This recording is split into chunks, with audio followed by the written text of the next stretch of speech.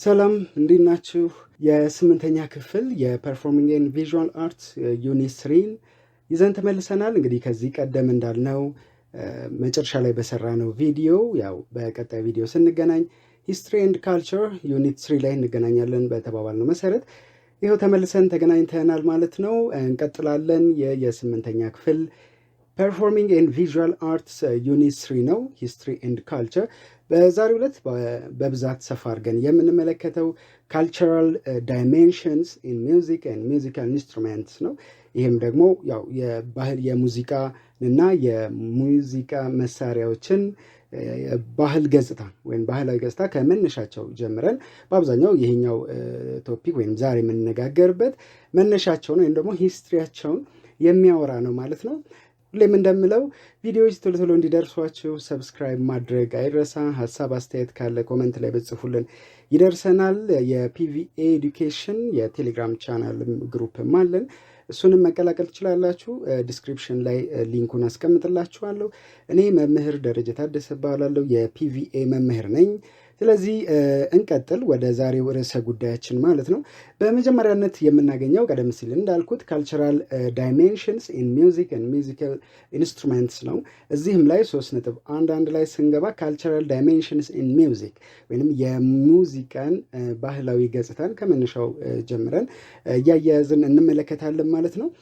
ስንጀምር ሚውዚክ ኢዝ ኤ ፋሲኔቲንግ ቶፒክ ፎር ኢቮሉሽነሪ ቲዮሪ ናቹራል ፊሎሶፊ ኤንድ ናሬቲቭ ኮንስትራክሽንስ ይላል። ያው ሙዚቃ እንግዲህ ለዝግመተ ለውጥ ጽንሰ ሀሳብ ለሚከተሉ ሰዎች ወይም ደግሞ ይሄ የተፈጥሮ ላይ ፍልስፍና ሂደቶችን ለሚከተሉ ሰዎች ወይም ደግሞ ናሬቲቭ የሆነ ኮንስትራክሽን ላላቸው ይሄ በትረካ ወይም ተረክ ላይ ያተኮረ አስተሳሰብ ላላቸውም ሰዎችም ቢሆን ፋሲኔቲንግ ቶፒክ ወይም ደግሞ የሚያስደስትና ውስጥን በሐሴት የሚገልጽ ወይም ደግሞ በሐሴት የሚሞላ ርዕሰ ጉዳይ ነው ማለት ነው። ይቀጥልና ሚውዚክ ኢዝ ኤ ሃይሊ ቫሉድ ፊቸር ኦፍ ኦል ናውን ሊቪንግ ካልቸርስ ፕሪቬዲንግ መኒ አስፔክትስ ኦፍ ዴይሊ ላይፍ ፕሌይንግ መኒ ሮል ኤንድ ሚውዚክ ኢዝ አንሸንት ይላል። ሙዚቃ እንግዲህ ምንድነው? ለአብዛኛው ባህላዊ ገጽታ ምንድነው? ቫሉድ ሃይሊ ቫሉድ ፊቸር ነው ማለት ነው። ትልቅ ትኩረት የሚሰጠው ወይም ደግሞ ቫሉ ያለው ጉዳይ ነው ማለት ነው። ለባህል አሁን ላይ ለምንኖርበት ባህል ማለት ነው። እና ይቀጥልና ምን ይላል? ፕሪቬዲንግ መኒ አስፔክትስ ኦፍ ዴይሊ ላይፍ ፕሪቬዲንግ ወይም እየተንሰራፋ የሰፋ ማለት ነው። በዕለት ተዕለት ህይወታችን ላይ ሰፊ ተጽዕኖ ያለው ነገር ነው ሙዚቃ። ፕሌይንግ መኒ ሮልስ አለው። አሁን ማህበረሰባችንን ብትመለከቱት ሙዚቃ ወይም ከሙዚቃ ጋር የተያያዘ ቁርኝት አለው እና ያንን ቁርኝት ነው እዚህ ጋር ለመግለጽም የተሞከረው ማለት ነው። ኤንድ ሚውዚክ ኢዝ አንሸንት ይላል። ሙዚቃ በጣም ጥንታዊ መሆኑን ለመግለጽ ማለት ነው። ሲቀጥል ዘ ኦልደስት ናውን ሚውዚካል ኢንስትሩመንት አፒርስ ኢን ዘ አርኪኦሎጂካል ሪከርድ ፍሮም 40,000 years ago 40,000 years ago ይላል። 40 KYA ይላል። ምናልባት KYA አዲስ ለሆነባችሁ KYA ዩኒት ነው ወይም መለኪያ ነው። it is an abbreviation for kilo years ago that is 1000 years ago ማለት ነው። ስለዚህ KYA ምን ማለት ነው? ኪሎ years ago ዓመተ ምህረትን የምንለካበት መንገድ ነው ማለት ነው። so the first musical or the oldest known musical instrument appears in the archaeological record from 40,000 years ago or 40 KYA ማለት ነው። ዘን ይቀጥልና ምን ይላል? and from this we can infer even earlier musical artifacts or activities as yet unrepresented in the archaeological record. ይሄ ምን ማለት ነው?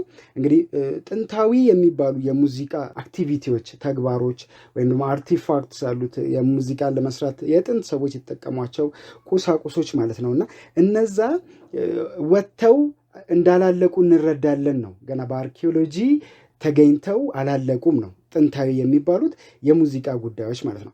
እዚሁ ካልቸራል ዳይሜንሽን ሚውዚክ ላይ የተለያዩ ጉዳዮችን አስቀምጧል። በነገራችን ላይ መጽሐፉ የቅደም ተከተል የተወሰነ የመዛባት ሂደት አለበትና ያንን የመዛባት ሂደቱን በተወሰነ መልኩ ለማስተካከል ሞክሬ እቀጥላለሁ ማለት ነው።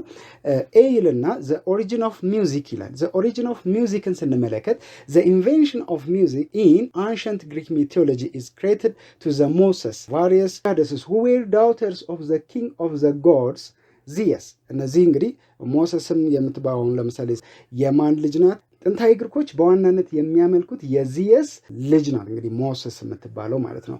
ባይ ዘ ዌይ እንግዲህ ከዚህ ቀደም አንድ መጽሐፍ ላይ ዚየስ ራሱ ያው የጥንት ግሪኮች በአያቱ ኢትዮጵያዊ ነው ብለው ያምኑ ነበረ። እንግዲህ ያው በመሀል ልንገራችሁ ብዬ ነው። ዚየስ የጥንት የግሪኮች አምላካቸው ነው፣ እሱን ነው የሚያመልኩት እና ያ አምላካቸው ደግሞ ኢትዮጵያዊ ነው ብለው ያምናሉ። ይህን መጽሐፍ ላይ ማንበቤን አስታውሳለሁ። እንቀጥላለን።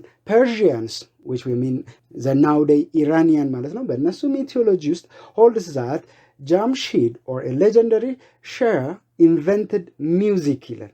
ኢንቨንትድ ሚውዚክ። ይሄ ሻህ እንግዲህ ሻህ የምትለው ቃል የኢራን የቀድሞው የንጉሳውያን ታይትል ነው ወይም ደግሞ እንደ መጠሪያ ሆኖ የሚያገለግል ነው እና ጃምሺድ የተባለው የጥንት ሻህ ኢራንያን ወይም ደግሞ በፐርዥያን ሚቶሎጂ ውስጥ ሙዚቃን በመፍጠር የራሱ የሆነ ቦታ አለው ተብሎ ይታመናል ማለት ነው።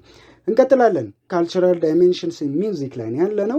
ቢ ላይ እንደርሳለን። ቢ ዘ ፈርስት ፎርም ኦፍ ሚውዚክ ይላል። ዘ ፈርስት ፎርም ኦፍ ሚውዚክ እዚህ ጋር ስንመጣ ሃሪያን ሂም ወይም ደግሞ ይሄ የመንፈሳዊ ዝማሬ ሂም መንፈሳዊ ዝማሬ ነውና ሃሪያን ሂም ነምበር 6 ይላል is considered the world's earliest melody but the oldest musical composition to have survived in its eternity is the first century AD።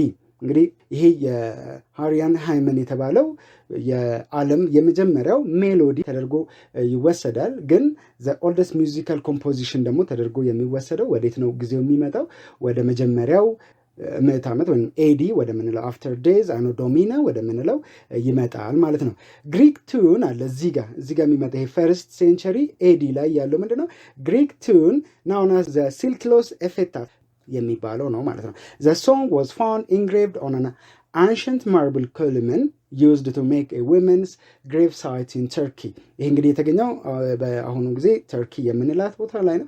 ኦፍ ኮርስ ኤፒታፍ አሉ የሚያመለክተን እንግዲህ ለሟች የሚጻፍ የሀዘን መግለጫ አይነት ነገር ነው ማለት ነው እና በአንዲት ሴት መቃብር ላይ በማርብል ወይም ደግሞ እብነበረድ ላይ ተቀርጾ እንደተገኘ ይነገራል ማለት ነው። ይሄ የፈርስት ሴንቸሪ ኤዲ ላይ የተገኘ ውጤት ነው ማለት ነው።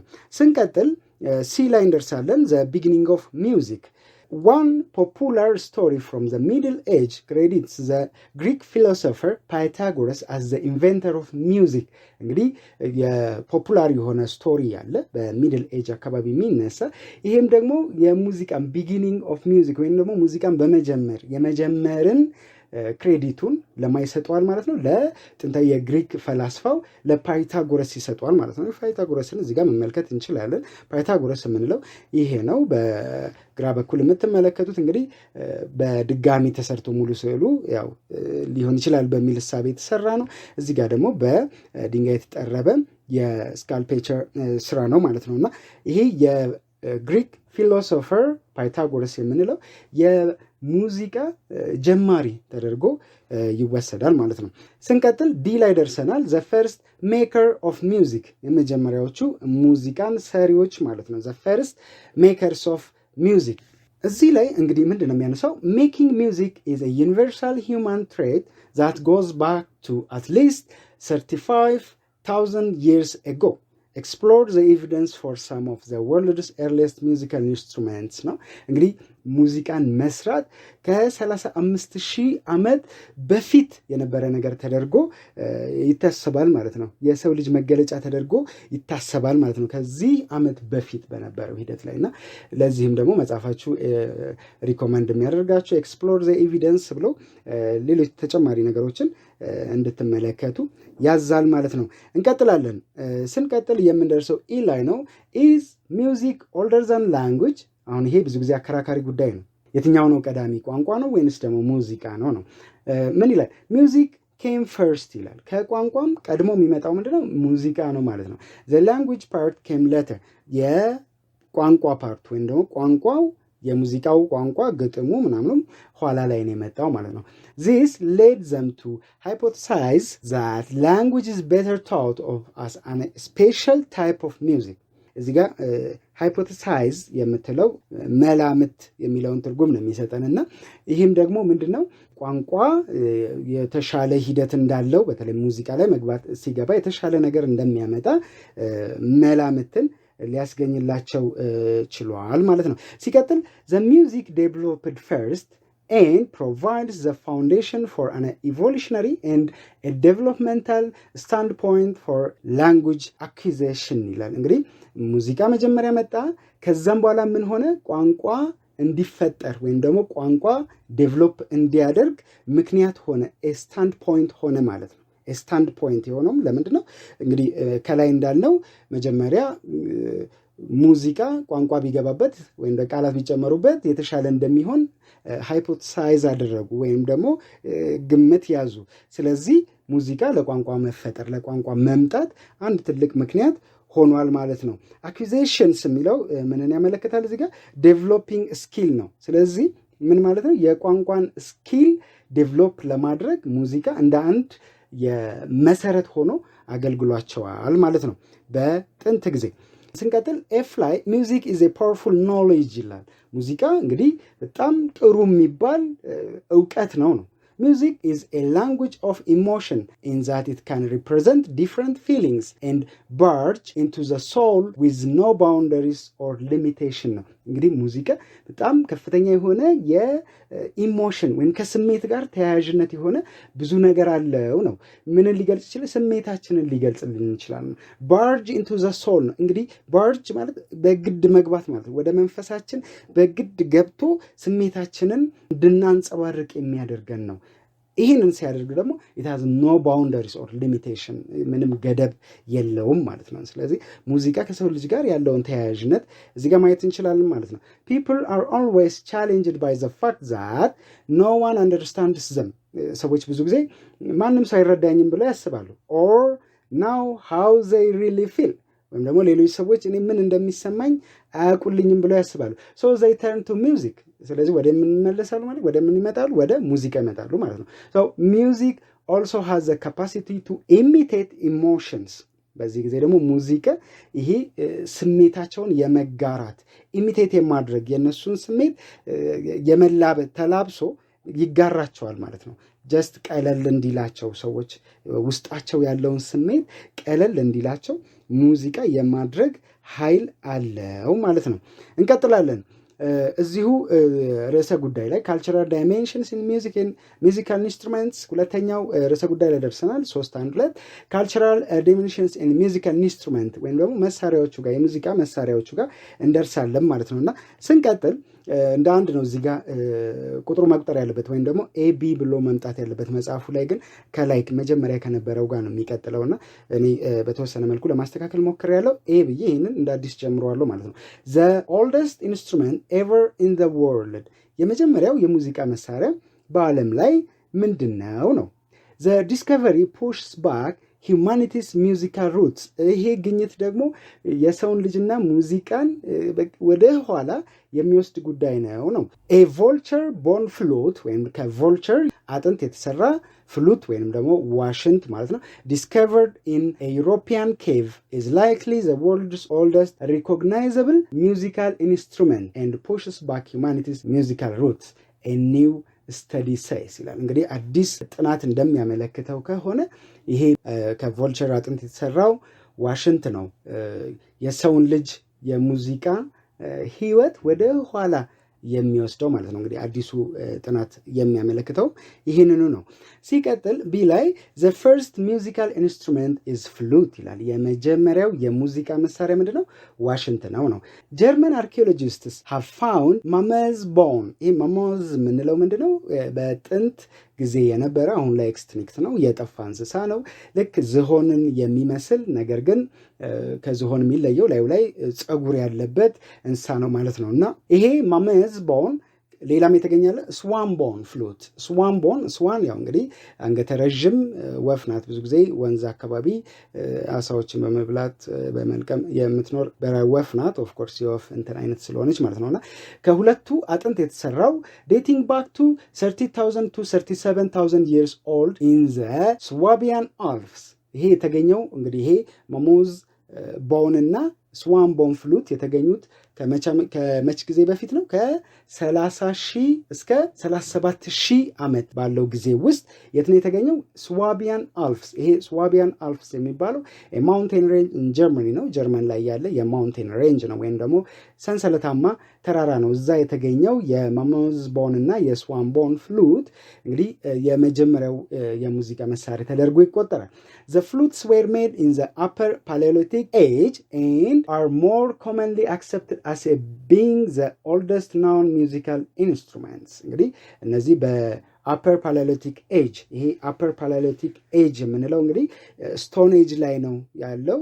የድንጋይ መሳሪያን መጠቀም የሰው ልጅ የጀመረበት ጊዜ ማለት ነው ይሄ ፓላሊቲክ ኤጅ የምንለው እና በዚህን ጊዜ የተገኘው ኦልሞስት 2.5 ሚሊዮን ዓመት በፊት ማለት ነውና በዛን ጊዜ የተገኘ ነገር ነው ወይንም የተጠቀሙት ነገር ነው ይሄ ማሞዝ ቦን እና ስዋን ቦን ፍሉት የሚባሉት ማለት ነውና በጣም ኦልድ መሆኑን ረጅም ጊዜ መሆኑን ከዚህም ማየት እንችላለን ማለት ነው። ስንቀጥል ይሄ እዚህ ጋር የቀረበልን አንድ ምሳሌ አለ፣ መጽሐፋችሁ ላይም እንደዚሁ ተቀምጧልና ይህን መሳሪያ ማየት ትችላላችሁ። ይሄ ከጥንት የተገኘው በዛን ጊዜ ከነበረው ከስዋቢያን አልፕስ ላይ የተገኘው ፍሉት ነው ማለት ነውና ይሄ ከመጽሐፋችሁ ላይ የተወሰደ ምስል ነው። መጽሐፋችሁ ላይ ማለ መመልከት ትችላላችሁ። ስንቀጥል እንግዲህ እዚሁ ላይ ቢ ላይ እንመጣለን። ከቢ የቀጠለው ፓርት ነው፣ ኮንቲኒውድ ነው። ይሄ the first musical instrument is flute የሚለውን ርዕሰ ጉዳይ እየቀጠልን ያለ ነው።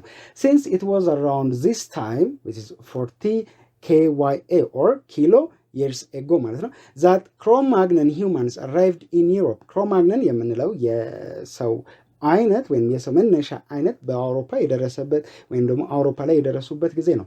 then it appears that they brought the ability to make and use musical artifacts with them from Africa. እንግዲህ ይሄ ክሮማግነን የተሰኘው የሰው ዘር ወደ አውሮፓ ሲገባ ከራሱ ጋር ምን ይዞ ገብቷል? የሙዚቃ አርቲፋክት ወይም የሙዚቃ መጫወቻ መሳሪያዎችን ይዞ ከአፍሪካ ይዞ እዛ እንደገቡ ጥናቶች ያመለክታሉ ማለት ነው። ክሮማግነን አውሮፓ ላይ እንደደረሱ ይዘው ይሄደዋል ማለት ነው፣ የተለያዩ ሙዚቃ መሳሪያዎች ወይም ደግሞ አሰራሩ ማለት ነው። እንቀጥላለን። ይሄ ለምሳሌ አንደኛው ምሳሌ ነው። ይሄ ምንድነው? ሴንትራል አፍሪካ ላይ ወይም አይቮሪ ሆርን ነው። ሴንትራል አፍሪካ አካባቢ ያለ የአይቮሪ ሆርን ነው። አይቮሪ ማለት የዝሆን ጥርስ ነውና ኦሊፋንት ይባላል። ይሄ የሙዚቃ መሳሪያ ኦሊፋንት ማለት የፓንቸርድ ፎር ዩዝ አስ ኤ ብሎ ሆል ነው። ብሎ ያው እንግዲህ በመንፋት ድምፅ እንዲያወጣ የሚያደርጉበት ድምፅ የሚያወጣ እንግዲህ ሚውዚካል ኢንስትሩመንት የሚያደርገው ምንድን ነው?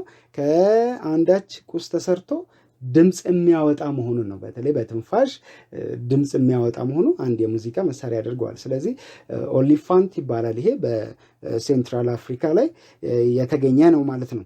ስንቀጥል prehistoric musical instruments enable rare and fascinating glimpses into an otherwise largely hidden culture, revealing more and more about our lineage ancient past. ይሄ ምንድን ነው እንግዲህ ግሊምስስ በጨረፍታ ማሳየት ነው። እንግዲህ የተገኙት ፕሪሂስቶሪክ የሆኑ ሚውዚካል ኢንስትሩመንቶች በተወሰነ መልኩ የድሮውን የሙዚቃ መሳሪያ አጠቃቀምም ያሳዩናል ነው። ይሄ ላይኔጅስ እንግዲህ የአንሲስተርስ ማለት ነው፣ ጥንት የሰው ልጅ ዝርያዎች ማለት ነውና እነሱ ይጠቀሙበት የነበረው የተገኘው የሙዚቃ መሳሪያ ወይም ደግሞ በተለያየ መልኩ የሙዚቃ ኖትን ማውጣት የሚችል መሳሪያ የአንሸንት ፓስት ላይ ያለውን ፋሲኔቲንግ የሆነ ነገር እንዲሰጠን ያደርጋል ነው። እንቀጥላለን። እዚሁ ላይ አንድ የምናየው ምስል አለ። ይህም ከመጽሐፍ ላይ የተወሰደ ነው። ይሄ የምትመለከቱት ሰው የአፍሪካን ሚውዚካል ቦው ነው። እንደምትመለከቱት ቦው አይነት ቅርጽ አለው ወይም ደግሞ የደጋን አይነት ቅርጽ ያለው ነገር ነው። ደጋን ወይም ደግሞ የመሰንቆ መጫወቻ አይነት ቅርጽ ያለው ነው። ነገር ግን ይሄ የትንፋሽ የሙዚቃ መሳሪያ ነው። ኦቡብራ ናይጄሪያ ላይ ነው ይሄ የሙዚቃ መሳሪያ ተግባራዊ የሚሆነው። ዩዚንግ ዘ ማውዝ አስ ሪዞኔተር፣ ይሄ አፍን ልክ እንደ ሪዞኔተር ወይም ደግሞ ሙዚቃውን እንደሚያስተጋባ ድምፅን እንደሚያስተጋባ አድርጎ በመጠቀም የሚጫወቱበት የሙዚቃ መሳሪያ ነው ማለት ነው። እንቀጥላለን። ያለነው ካልቸራል ዳይሜንሽንስ ኢን ሚውዚካል ኢንስትሩመንት ነው። ስንቀጥል የምናገኘው ምንድነው? እንግዲህ የመጀመሪያውን ርዕስ ወይም ቢ ላይ ያለውን the first musical instrument is flute የሚለውን ቀጥለናል። ancient humans were certainly capable of creating musical technologies well before they currently appear in the material record. እንግዲህ የጥንታዊ ሰዎች ምን የመስራት ብቃት ነበራቸው? የሙዚካል የሆኑ ዲቫይሶችን የመስራት አቋም ላይ ወይም ደግሞ ብቃት ላይ የነበሩ ሰዎች ናቸው ማለት ነው። it is a starking fact in my view ይላል። እዚህ ጋር my view የሚለው ይሄ ያው ጽሁፉ የተወሰደው ከአንድ ሪሰርቸር ላይ ስለሆነ ነው የራሱን ሀሳብ ሲገልጽ ማለት ነው። that even the oldest known flutes demonstrate such an investment of time, energy and resources እንግዲህ የመጀመሪያ ተደርጎ የሚወሰደው ፍሉት ወይም ደግሞ ይሄ ዋሽንት ምንድነው የሚያሳየው ማለት ነው? እዛ ላይ የጥንት ሰዎች ኢንቨስት ያደረጉት ታይማቸውን፣ ኢነርጂያቸውን፣ ሪሶርሳቸውን ኢንቨስት አድርገው ሙዚቃ ላይ ወይም የሙዚቃን ድምጽ ሙዚቃ መሰል ድምጽን ለማውጣት ጥረት ማድረጋቸውን ያሳያል ነው። አይቮሪ ፍሉት ፕሮዳክሽን ቤዝ ስፔክስ the maturity and sophistication of upper Paleolithic musical technologies እንግዲህ የተገኘው የአይቮሪ ፍሉት በፓሌሊቲክ ሚውዚካል ቴክኖሎጂ አፐር ፓሌሊቲክ ወይም ደግሞ የፓሌሊቲክ ኤጅ መጨረሻ አካባቢ የነበረው የሙዚቃን ቴክኖሎጂ ማቹሪቲ እና ሶፊስቲኬሽን ያሳያል። በጣም የረቀቀና ዴቨሎፕ ያደረገ ማቹርድ የሆነ ቴክኖሎጂ ወይም ፕሮዳክሽን እንደነበራቸው የሚናገር ነው ማለት ነው። And the commitment of valuable resources to musical technologies implies that music really mattered to ancient humans. ይህ ኮሚትመንት ደግሞ ይህ በትጋት የመስራት ሂደታቸው ምንድነው የሚያሳየው ማለት ነው? ወይም ሙዚቃ ለጥንት ሰዎች ትልቅ ጉዳይ እንደሆነ ወይም ማተር የሚያደርጋቸው ወይም ደግሞ በጣም ትልቅ ጉዳይ አድርገው የወሰዱት ነገር መሆኑን የሚያመለክት ነገር ነው። ስንቀጥል the most popular worldwide known instruments are ይልና እዚህ ጋር የተዘረዘሩ የሙዚቃ መሳሪያዎች አሉ። እንግዲህ አሁን እነዚህ ዘመናዊ የሚባሉ ናቸው። እያንዳንዳቸውን በምስል እዚሁ ጋር አሳያቸዋለሁ። So what are the most popular worldwide known musical instruments? Let us mention them. The first one is the piano. by the way እዚህ ጋር ለአንድ ማሳያነት መጽሐፋችሁ ላይ የተቀመጠ ነገር አለ። እኔ ደግሞ ሌላ ነገር ጨምሬላችኋለሁ። It might surprise you to know that 21 million Americans play piano ይላል። 21 ሚሊዮን አሜሪካውያን ፒያኖ እንደሚጫወቱ ነው በ2021 በተደረገ ጥናት። እንግዲህ የአሜሪካ ህዝብ ቁጥር 331.9 ሚሊዮን ነው። ከዚህ ውስጥ 21 ሚሊዮን ያህሉ ፒያኖን ይጫወታሉ ማለት ነው። እንግዲህ ይሄ በጣም ትልቅ ቁጥር ነው። እኛ ሀገር ምን ያህሉ ፒያኖ ይጫወታል እንግዲህ ወደፊት እናንተ አጥንታችሁ ትደርሱበታላችሁ ማለት ነው። ስለዚህ ፒያኖ አንዱ ወርልድ ዋይድ ፖፑላር የሆነ ወይንም ታዋቂ የሆነ የሙዚቃ መሳሪያ ነው። ፒያኖን እዚህ ጋር ማየት እንችላለን። የምትመለከቱ ነው። ቀጣዩ ጊታር ነው። ጊታር ይሄው በምስል እዚህ ጋር አቅርቤላችኋለሁ። ቀጣዩ ቫዮሊን አለ። ቫዮሊን ታዩታላችሁ ጊታር መሳይ ነው። ነገር ግን ትከሻ ላይ ተይዞ በዚች በመጫወቻዋ ሙዚቃን ሲጫወቱበት ብዙ ጊዜ አይታችሁ እንደሆነ አምናለሁ። ቀጣዩ ድራም ነው። ድራም እንግዲህ ብዙ ቤዞችን የሚጫወት የሙዚቃ መሳሪያ ነው። እንደምትመለከቱት አንድ ብቻ አይደለም ድራምስ ተብሎ የተቀመጠውም ለዛው ነው። ብዙ አይነት ድራሞች አሉ። ቀጭን ድምፅ፣ ወፍራም ድምፅ የሚያወጡ ማለት ነው። ቀጣዩ ሳክስፎን ነው። ሳክስፎን በጣም ታዋቂ የሙዚቃ መሳሪያ ነው። በብዛትም ጥቅም ላይ ይውላል። ፍሉት አለ። ቀደም ሲል ያነሳ ነው ጥንታዊ ተብሎ የተወሰደው ማለት ነው። እቺ እዚህ ጋር የምትመለከቱት በዘመናዊ መልክ የተሰራ ፍሉት ነው። ሴሎ ሌላው የሙዚቃ መሳሪያ ነው። ይሄ ከቫዮሊን ጋር እንዳይመሳሰልባችሁ ሴሎ በጣም ትልቅና አስቀምጠው የምንጫወተው ነው። በጣም ሂውጅ ከመሆኑ የተነሳ ተሸክመን መጫወት አንችልም። ሴሎን እንደ ቫዮሊን ቫዮሊን ትንሽ ትከሻ ላይ ይዘን ነው የምንጫወተው። ሴሎ ሲሆን ግን በጣም ትልቅ ስለሆነ መሬት ላይ ተቀምጦ እዚህ ጋር እንደምትመለከቱት እግር ነገር አለውና በዛ ቁጭ ብለው የምንጫወትበት የሙዚቃ መሳሪያ ነው ማለት ነው። ሌላኛው ክላርኔት አለ። ክላርኔት ከፍሉት ጋር የመመሳሰል ነገር አለው፣ ግን ድምጻቸውም ፈጽሞ የተለየ ነው። የክላርኔትና የፍሉት ማለት ነው። እንቀጥላለን። እነዚህ እንግዲህ ሞስት ፖፑላር ወርልድ ዋይድ ናውን ኢንስትሩመንት ናቸው ማለት ነውና ስንቀጥል ምን ላይ እንደርሳለን? ሲ ላይ እንምጣ። the most famous flute player in the world እንግዲህ ፍሉትን በመጫወት ወይም ዋሽንትን በመጫወት በዓለም ላይ ታዋቂው የሆነው ማን ነው? ጄምስ ጋልዌይ ነው። ጄምስ ጋልዌይ is considered by many seasoned and newbie flute players as the greatest flute player and the most famous in the world። ይሄ ጄምስ ጋልዌይ የተባለው ሰው እንግዲህ በልምድ ባላቸው ሲዝን and newbie አዳዲስ በሚመጡ የፍሉት ተጫዋቾች ዘንድ በጣም ታዋቂና ከፍተኛ ደረጃ ላይ የደረሰ ተደርጎ ይቆጠራል። ጄምስ ጋልዌይ ፎቶውን ላሳያችሁ። ጄምስ ጋልዌይ ማለት ይህ ነው። በነገራችን ላይ ሰር የሚል ማዕረግ ተሰጥቶታል። ያው ሰር የሚለው ማዕረግ እንግዲህ በእንግሊዝ ሀገር የእንግሊዝ ንግስት በአንድ ዘርፍ ላይ ከፍተኛ ደረጃ ላይ ለደረሱ ሰዎች የሚሰጥ ማዕረግ ነው የሰር ማዕረግና ሰር ጄምስ ጋልዌይ እንግዲህ የተወለደው ዲሰምበር 8 1939 ነው። ኢዛን አይሪሽ ነው። ያው አይሪሽ የእንግሊዝ የዩኬ አንዷ ፓርት ናት። and he is a skillful flute player from Belfast የዩኬ ላይ ያለች ወይም ዩናይትድ ኪንግደም ላይ ያለ ከተማ። በነገራችን ላይ ቅጽል ስምም ተሰጥቶታል። the man with the golden flute ወይም ደግሞ ወርቃማ ፍሉት ያለው ሰው የሚል ቅጽል ስምም የተሰጠው ሰው ነው ማለት ነው። ስንቀጥል ዲ ላይ ደርሰናል። the oldest drum እንግዲህ ዓለም ላይ የመጀመሪያ የሚባለው ድራም ምንድን ነው? the oldest drum to be discovered is the alligator drum።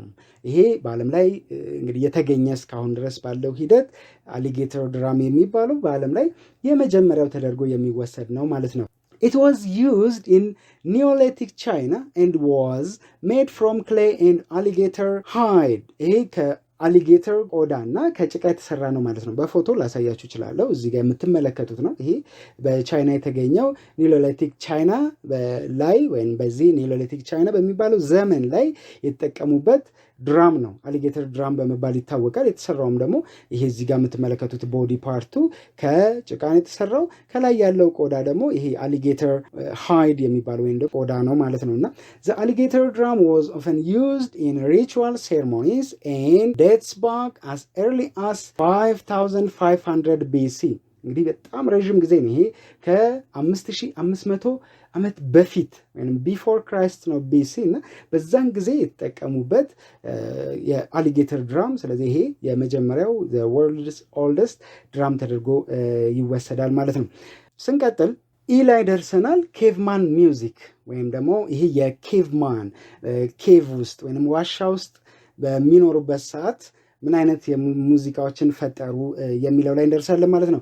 caveman music instruments made of bone or stone have been copied and used to create rhythms believed similar to those of Paleolithic or prehistoric times። እንግዲህ ይሄ የሰው ልጅ በዋሻ ውስጥ በሚኖርበት ጊዜ ይጠቀም የነበረው ከአጥንትና ከድንጋይ የተሰራው የሙዚቃ መሳሪያ በሪትሞችን የሚያወጣ ነው። ከዛ ውጭ ደግሞ ፕሪሂስቶሪክ ታይም ላይ ከነበረው ነገር ጋር የሚመሳሰል ነገር አለው ነው ይሄ የኬቭማን ሚውዚክ ኢንስትሩመንት ማለት ነው።